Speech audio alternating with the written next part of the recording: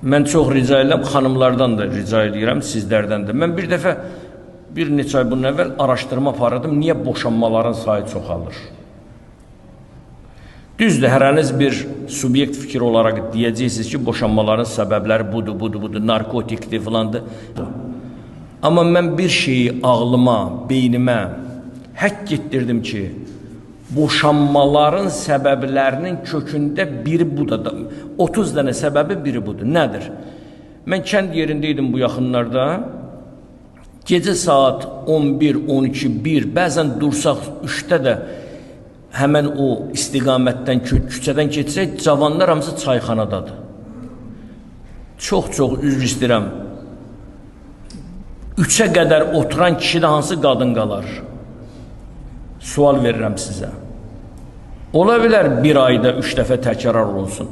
Amma hər gün çayxanaya yığış orada, simskaları da tök qabağı var.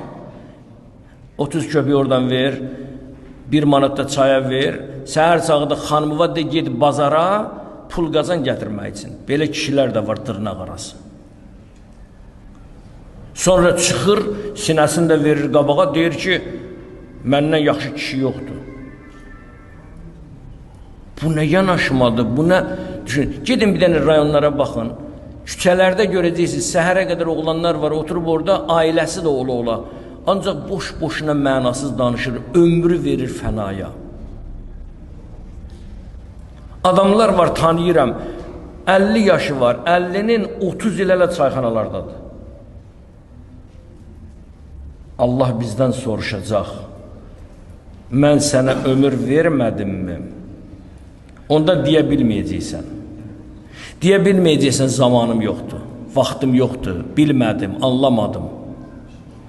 Onda Allah da sənə sual verəcək. Sənə ağıl vermişdim? Bəli. Vaxt vermişdim? Bəli. Pay vermişdim? Bəli. Peyğəmbərlər göndərdim? Bəli. Kitab göndərdim? Bəli. Həyat verdim? Nə istəyirsən Allah deyər məndən? İndi sən mənə borclusan, ya mən sənə?